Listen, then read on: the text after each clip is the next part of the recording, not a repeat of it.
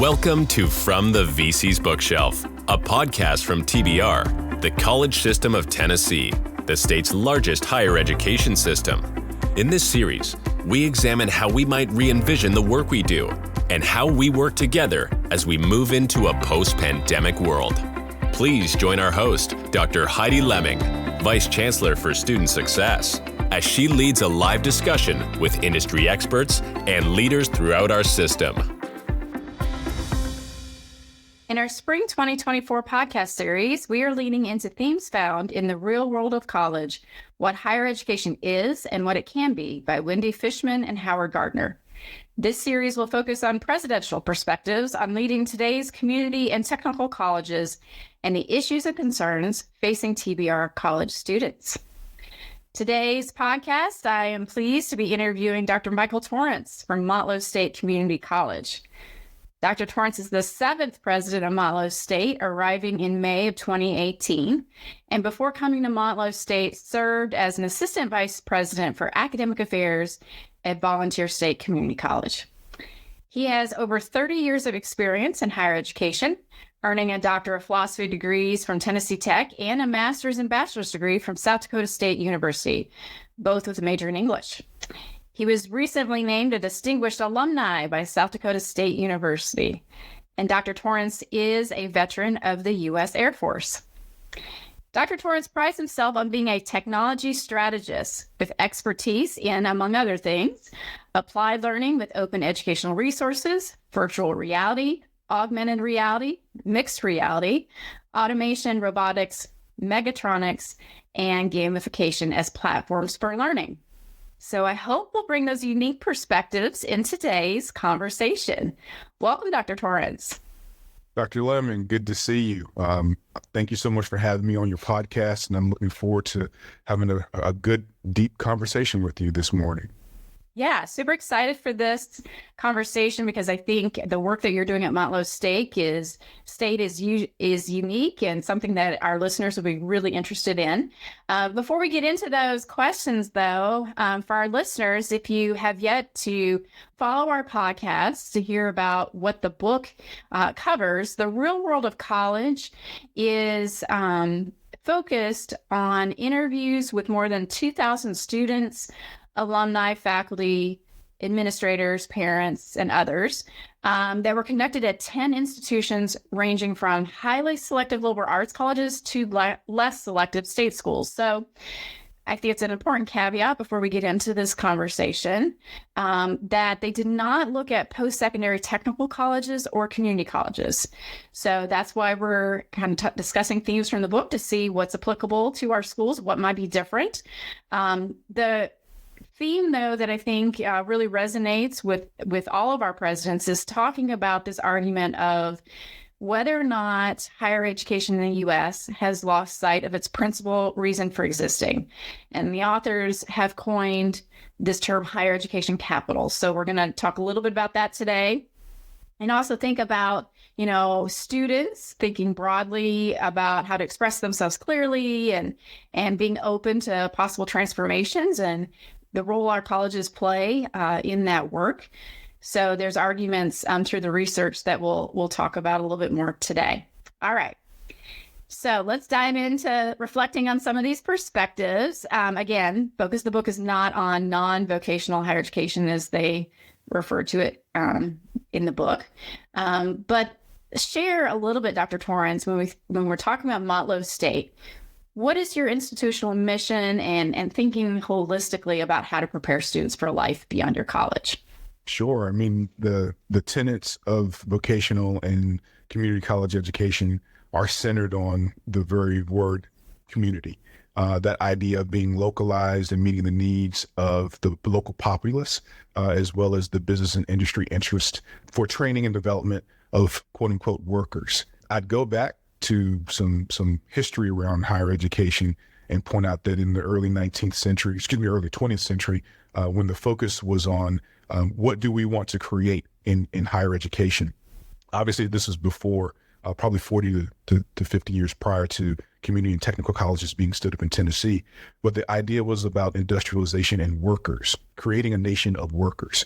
But I posit the community colleges and technical colleges, not only, Dr. Lemon, do we create workers or employees for the business and industry interests that are in our local communities, we also create thinkers, creators, and doers. And that's not necessarily something that I saw reflective within the research for this text, obviously, as it was focused on four-year institutions, R1 specifically in some instances, liberal arts, as well as different types of classifications that we don't fit into because the mission is different.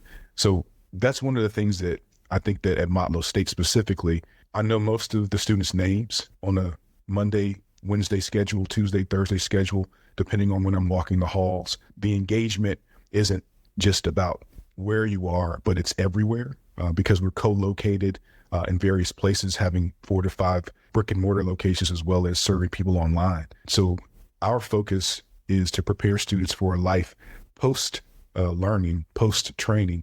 And in some instances, the expectations of business and industry, they want those students ready now. So they want to hire them as they're going through our programs. So our mission is one that's complex. And I think that needs to be referenced as being complex. It is demanding. And the expectation is that we meet those needs through the community and technical college systems. And I think Motlow does a great job of doing that. Yeah. No, I like the fact that you're talking about kind of the complexity of your work in this space, because a lot of different sectors don't have that same level of complexity. I mean, it certainly poses some great opportunities, but also a lot of different challenges too, when it comes to the staff working with students. And one of those challenges, to kind of relate it back to the book, is thinking about the student experience at college. And the authors, through their research, developed this framework that includes kind of 4 ways of thinking about that experience. Inertial, where you kind of just feel like it's the next step. Transactional, I just need to get through to get ready for a job. Exploratory and transformational, which are pretty self-explanatory in themselves. But, I thinking about, again, kind of this complexity of the different types of students you're working with. I mean, do you have reactions to that framework and maybe talking about how it applies to the students that you're working with? Absolutely. And, to peel the layers of the onion back, so to speak, I literally had a visceral response to the words inertial and transactional. Although we are a commuter location because we don't offer brick and mortar or residential facilities for our students to stay in, that transactional and inertial, meaning it's just going to be the next thing that I have to do, not what I want to do, nor do I see a line of visage or a line of sight that takes me to where I want to be eventually or ultimately. And then the transactional component of it is there's a lot of empathy associated with human work. And we are human services work, where we actually identify people's needs through youth science or handshake, getting them prepared for interviews and aptitude assessment types of scores that help us hold their hands as necessary, point them as necessary, and let go when necessary into the directions that the journey of training and education afford for them. So when I think about transactional, I don't really like it. I really don't care for it being something that is just an exchange because I find that empty. And maybe that's the way in which I view the world. My perspective that exchanges that are transactional are empty. I'm not buying or selling education to the men and women that go to our school.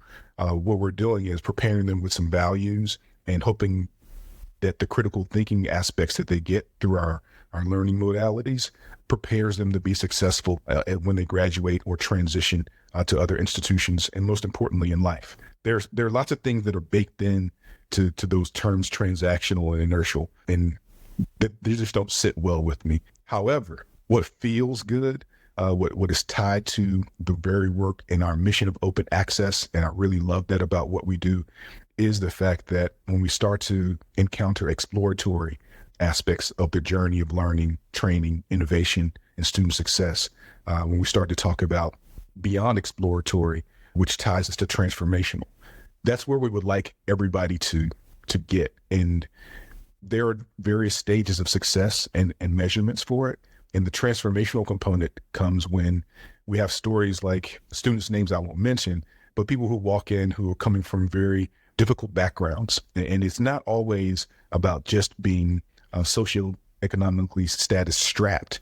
It also has to do with the other strains on their day-to-day lives, that they may work 20 to 40 hours a week, that they may be taking care of someone else's child, not their own, that they are responsible for bills and they're taking care of adults in their lives that are unable to work, and they still want an education. They still seek betterment. Even when a student may not complete the degree, but they may earn certificates from us, I consider that successful. I consider that transformational. And so I think that that's the variance in terms of those terms and definitions. What we do at Motlow is we capture students from wherever they are when they walk across our threshold, and we hopefully prepare them to take those next steps, whether it be incrementally or in an accelerated fashion. Yeah. Well, and so you're kind of alluding to another question I have about, in the book, they talk about kind of what the students were saying in these interviews that are top of mind for them. And one of the interesting findings in the book, despite differences between our institutions, the students actually are surprisingly similar, right? I mean, they share similar themes about issues that are on their minds and concerns about their education. And to your example, where you've got a student who's maybe caring for children or other, coming back because they just want to really better their lives. It's not necessarily inertial transactional for them. It might be they've lived life and they know that they want to transform their lives, right? So it's not necessarily a assumed position that our students are in a certain phase, just because of the characteristics and things that they're dealing with. So I guess as you reflect on like the stories you've heard from students, what do you think is top of mind for them? And do you think that's similar to students who attend other types of institutions? Oh, absolutely. And, from our own experiences of going through the gauntlet of earning and learning and ascending, right, we have experienced the very same things that our students currently experience. As a former student athlete, per NCAA rules, I wasn't allowed to work. So whatever I was allotted per financial aid, that was my budget.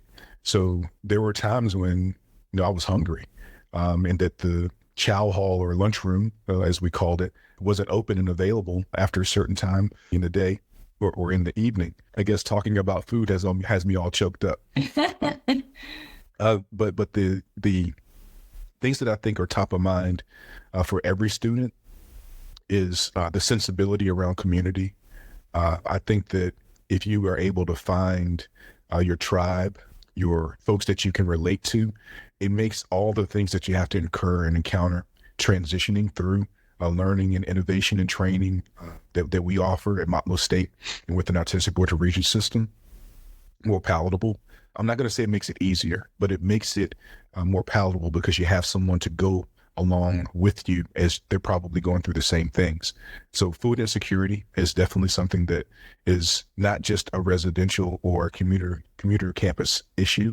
I think it's an issue for all students. What does it mean to have enough to eat? And what is enough when it's concerning that type of important baseline? If you're hungry, you can't concentrate. If you're hungry, you are very unlikely to be able to think clearly and to behave appropriately because you're thinking about the next meal. And we've done a great job with that, with some of the efforts out of the system office and locally with food drives. So I still don't know what enough is, and I don't know if it's ever enough. So food insecurity, homelessness to a degree. We've had some students, specifically we have a student who was living out of the back of his car. He had gone to university. He had experienced success in the classroom.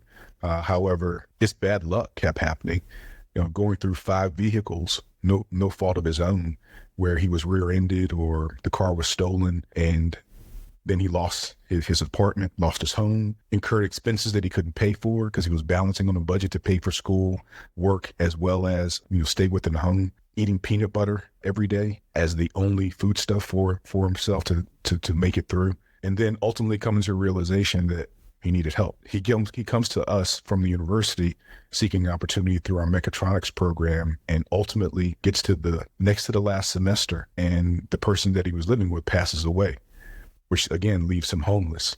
So he makes a deal with a friend to live in their backyard, shower out of the water hose, brush his teeth out of a water hose. And this gets to the comments around tenacity and grit that's all of us have inside of us when we really want to go after something we believe will make our lives better. Ultimately, we have some great folks here at the college who step in. We figure out a way to support him. He moves along, graduates, and walks into a job making $75,000 a year through mechatronics. But I'm sure it's a six-figure job with overtime. So going from 0 to 100,000, that's the type of examples that differentiate what we do, how we do it. And because we're connected and community developed at our institution, we know who these students are. We can recognize it, and we don't shy away from behaviors that we would say, man, I wonder if that person's doing okay. It's not enough to wonder. Go ask, go find out. And when we know, it's our responsibility to support and do something about it. Yeah. One of the things thank you for sharing that story. I think people need to hear more of these real life stories to understand, again, that complexity piece that your staff are dealing with. But one of the things that I really appreciate about Motlow State is that you all are really, at least this year, I don't know if this is like a theme that's going to be over multiple years, but this year really focused on this idea of building community. And I would love for our listeners to hear more about Motlow State's emphasis there. Sure. I mean, the idea of community, sometimes because of assessments, other measures, could get lost on the fact that we are a community college. So our ideology this year is really focused on being connected, and being connected is a way that you establish community, you retain community, and you grow your community. So our theme, we have a theme every year. And as you said, is it going to be every year? From my vantage point, when we have a theme, that theme should stick in perpetuity. Yeah. But as we know, people are like, well, we did that last year. You got to keep it fresh. Right. This idea around connected and community for us is really important because it lays a foundation for current employees, new students, transitioning or incumbent workers who are choosing to come to our institution as a student. That's really important for us to not have them buy in, but find the sensibility of value, because that's what you take with you. You don't necessarily value the things that you purchase. What ends up happening is those things come and go. You can throw them away. But if you value something, you keep it. So throughout student success, throughout our academic affairs area, workforce development, the projects and programs that we're bringing in and facilitating, even the ideation around our student clubs ought to be in some way tied to academic programs that are tied to industry opportunities. A small take on the approach of doing R&D at the graduate level through university, but doing it through student affiliated programs and clubs. These are the things that we have in the works, and I think it's healthy. It's good for us. Yeah. And what's great about that is it connects to the example you shared about how folks can really rally behind a student who's facing hardship because you've developed that rapport with them and they're now sharing with you that they do need help, right? Because otherwise you might not know to provide those services, but also connects really well with this idea Dr. Torrence presented in the real world of college, which is that students earn higher education capital. They have an acronym, it's called HEADCAP. So say HEADCAP when they attend our institutions. And, this HEADCAP, the authors argue is about creating in a student the ability to analyze, reflect, connect, and communicate on those issues of importance and interest. So when you talk about value, what do they value? But also this idea of HEADCAP, the authors point out, can vary depending on a student who maybe completes their degree versus the student who just attends 1 year. And so an institutional culture or academic programs or mission really can contribute to that HEADCAP. So this notion that you all are building around community and connecting students, you're defining an institutional culture when you do that, and arguably is going to affect the student's HEADCAP. I guess as I kind of talk through that with you, what ideas or reactions do you have on that idea of HEADCAP? I like the idea of HEADCAP and students having currency or capital. The important aspect for me is through the platform that I'm most comfortable with, leveraging digitization, emerging technology as another way in to connect students and provide them with a way to share the various kinds of capital that they bring on day one before we teach them anything, before they go through any course, before they have an hour's worth of English 101 or 1010. They still have capital, and they are the harbingers of where and what we should ask the question about. What are the hidden things that will allow you to establish and develop more capital? The investment is very much like putting an investment into a bank where compound interest allows a student to continue to grow and grow and grow and grow. So our goal is to leverage what they learn before they came to us and leverage what they have before they leave us. Age and preparing students that come to us and trainees that come to us for the work of the future, the work of now. The currency that students come with, as I mentioned before, they already have a bag full of skills. It is our responsibility to strengthen those skills, expound on those skills, and introduce them to concepts that help them be prepared for gainful employment, transfer, and little do we talk about this, and we should talk more about it, but becoming entrepreneurs, actually carving out space for themselves while they're with our student population, not after. That way you have like this great big test case to use for currency. The other thing about head cap in terms of capital, I remember we used to talk about a concept of the hidden backpack. You remember that phrasing that students already come with certain tool sets and skills, and it is the responsibility of us as an organization to literally unpack them, to help them prepare and to make room for the new things that we're going to give them. So I think that the consistency around striving to create a community for students and for employees that is community centric and connected leads and lends very well to this concept of head cap. I like to also make note of it is not just the student, although our focus is the student, but being mindful of what our employees bring to the table also gives us quite a bit of flexibility and leverage in terms of capital that people bring that can be compound interest eventually. Right. Well, and let me lean into your comments a little bit about the hidden backpack, the tools they bring with them. The authors would argue, though, that this idea of head cap isn't just the institution's responsibility, it's the students too, right? Like how much they gain is dependent on what they think about college, right? And what actions they take. I mean, you have some reactions to that? Sure. I mean, I guess I could give a quip where you say, when you know better, then you do better.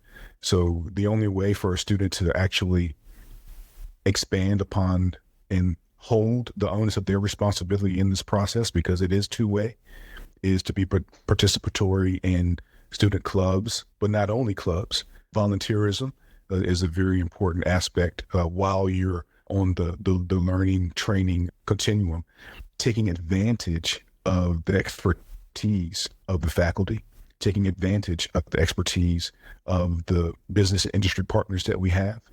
I don't believe that we do a good enough job, and I think that's where there's a great opportunity ahead for 3P public-private partnerships, is that we can connect students, using the word connected again, connect students as early as middle college with these places that they think they want to be situated in and amongst. It's not enough that if you want to be a teacher, since that's one of the things that we're short on universally across the state of Tennessee and the nation right now, it's not enough to like kids. It's not enough to be a great babysitter. There are quite a bit of skills and dispositions that are innate, I do believe, when someone does this work, and there are quite a bit that isn't innate that they need to learn. And leaning into that as early as possible is the responsibility of the human being, the person. That's one of the things that we are unable to do for them. And I think we do quite a bit in concert with our students, but there's some things that they have to literally walk up, have a seat at the table and say, okay, this is what I have on the plate and this is what I want more of. Yeah. Well, I like that too, because you're speaking to, I guess, kind of that partnership even with the student. They have to own some of that work, but there are ways that we can improve what we do. One of the recommendations that the authors make, they make two in the book. One is very specific to four-year institutions, but the second is, our institutions doing a better job of onboarding students? You talk about middle college, some of those places where we can go ahead and start to onboard them into college, and that kind of being part of a community of learners. As a president, though, what are you all doing maybe to help, again, the student understand the why, or other stakeholders to understand the why of higher education? Because that really is part of this whole onboarding. Like, you're coming in with maybe one set of expectations, but we need you to understand clearly what we will provide, or the services we will provide, and the purpose. Yeah. So, the why of an organization can and ought to be focused. And that's my humble opinion, that there has to be a reason and rationale for, okay, why does everyone who works at Motlow State Community College get up to do what they're going to do today? And in one, it is centered on being of service to the people that come across our threshold. I think that's the really overarching umbrella concept. We want to serve. And when we think about the student who comes to us and they're begging the question, what is the value of a credential or post-second degree? Why do I need to be here? We have all kinds of graphs and data and documents, right, that point out, if you go to school a little bit longer, i.e. post-secondary, you will make this much more money over your lifetime. And it goes on to four-year institutions, graduate school, postgrad, et cetera. That's not enough. I think that the students of today are so accustomed to the portability of everything, the expediency of everything. They need very clear visage and lines of sight about what this does for me now, as well as what it does for me later. I don't think it's appetizing to a student to look longitudinally at this point. That's just not where they are. They have so many other inputs that are impacting their decision-making processes on a day-to-day basis, whether it be social media or other kinds of constructs that are subtext of the social media, that we need to put what they ought to consider right in front of them immediately, and also plan these other prongs for sharing that information to them for the long term. We used to plan, remember, 10-year plans, 7-year plans, 5-year plans. I think we're now to annual plans and sometimes 6-month plans. So that is simply a reflection of where we are as a society, and is reflective of the students that we serve. Yeah, right. Well, I appreciate your comments about all of this, and again, the work that you're doing with Motlow around this connectivity piece. As we bring our conversation to a close today, just like to say, I always like to ask my interviewees kind of final reflections, or something that you'd want to leave as a passing, like, consider this comment. What do you think, in light of kind of even the national criticism of higher education that's out there right now, and what do you think needs to be reformed in the higher education sector? Do you have some ideas there? Well, that's not a coffee question, Heidi. That's a dinner. No. But I know you got some thoughts, probably. Yeah, in terms of higher education reform, I would expect that what we need to do, or should consider, I can't say what we need to do, what we should consider. One, I'll go the technological bent first and move my way back. The guardrails necessary for the creation of and use of automation with student data. I think that there needs to be very clear design, human-centered design, human-focused design policies and guidelines and guardrails around how we're going to allow for students to control their information. I think that's important. But along with that, how do we leverage student information for their personal gain, so that we can make sure that we're doing a job that we've been asked to do? AI is a big component of that. I know that lots of people are talking about it as if it hasn't been a part of our lives and in our house for the last 10, 20 years. So I think that policy, governance, and standards around the use of information access and dispersion is really important. I believe that higher education is a fun place to be. And I think that sometimes we may lose sight of the joy associated with the work. Upon hire, I did have a fun time with Chancellor Tidings when I asked her, I want to have a happiness clause in my contract. And it wasn't about, if I'm not happy, then I get to just go back to the classroom or something like that. But it was about some tangible tenets around what does it take to be happy in the roles that we have, because we need to be mindful of the people that we're asking to do this work in service of others. And so I think that locating the joy in the work is really important. And that's an institutional, divisional, departmental, college, university approach that has to work for wherever a person is. In terms of curriculum development program matrices, I'd like for there to be even deeply more defined roadmaps for students. And I don't see any bifurcation or separation between what we do for student success, academic affairs, and workforce development. I think that we're on the right track by blending these together.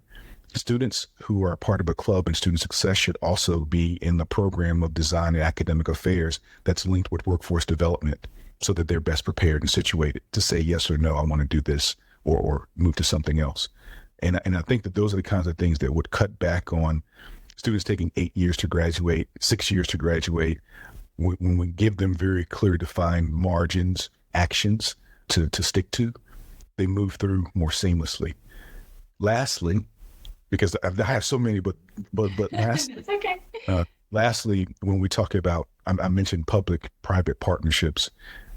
When we recruit businesses and industry to our locales or to the state, and we provide them with quite a bit of leeway to support them coming to our state or counties, in what ways can we situate those conversations to sit and benefit the student and or the future employee, where there is already skin in the game, but maybe more skin in the game? And that could look like what's happening in West Tennessee, where there's support for aligning the development of a technical college with the development of an industry. I'd like to see that in fintech. I'd like to see more of that in healthcare, and definitely would love to see the humanities and liberal arts as part of helping develop the critical thinking skills and dispositions that go on to help people understand what it takes to be successful continually in a workplace setting and in life. So those were 4 things. We could talk all day about higher ed reform. There's lots to do, but it's all for the good. We're doing what we can as best we can, where we can, and how we can. Yeah, great. Well, of course, you're preaching to the choir when you start talking about student engagement, because I have a student affairs background, so that's all about student engagement. I'm all into that too. So yes. Yeah. Great. Well, thanks again for your time today and chatting a little bit about some of these themes from the book. I think our listeners, I hope, got a little more of an understanding of what's going on at Motlow State, but also just, again, kind of thinking through, like, here's some creative ways that we're moving in higher education. So I appreciate your comments. Hey, thank you so much for having me. And I appreciate all of the team that makes it work. And I appreciate your efforts in putting this on for us. Thank you. Thank you.